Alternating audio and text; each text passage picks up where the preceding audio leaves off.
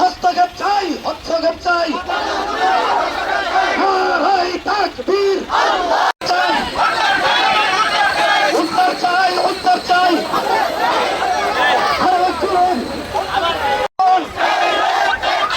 তৌহিদি জনতার অ্যাকশন।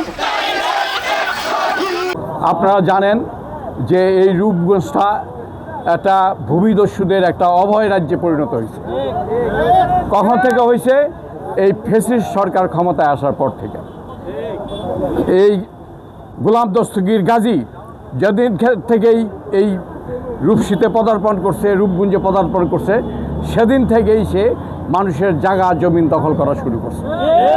সেই জায়গা জমিন দখল করতে গিয়া সে কবরস্থানের জায়গাও ছাড়ে নাই, মসজিদের জায়গা ছাড়ে নাই, মাদ্রাসার জায়গা ছাড়ে নাই। মিলের পাশে পড়েছে, তাহলে আমরা গত 17 বছর আমাদের ওই জায়গায় আমরা দখল নিতে পারি নাই, কিন্তু 5ই আগস্ট গণ অভ্যর্থনের পর আমরা ওই জায়গা দখল নিতে পেরেছি এবং ওইখানে আমরা একটা ঘর নির্মাণ করেছি। তা আমাদের চিন্তা ভাবনা, আমরা যারা কমিটিতে আছি, আমাদের এই 5 গ্রামের মানুষের চিন্তা ভাবনা, আমাদের এই কবরস্থান যেহেতু 5 গ্রামের, আমরা একটা কমপ্লেক্স করব। কমপ্লেক্স কি?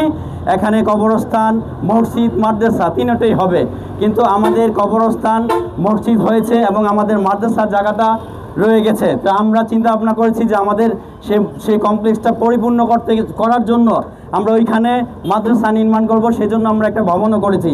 তো আমাদের এখন ওইখানে যাওয়ার জন্য রাস্তা নাই, সেজন্য আমরা অনেক চেষ্টা করেছি। আমরা ওইখানে আমরা অনেক তদবির করে চেষ্টা করেছি এবং ওনাদের সাথে অনেক ধ্যান দরবার করেছি।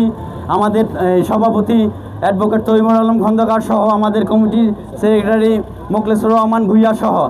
তারপরে আমরা ওদের থেকে রাস্তা নিতে পারি নাই। তা আমরা বাধ্য হয়ে আজকে সবাই এই 5 গ্রামের মানুষজন আমরা একত্র হয়েছি।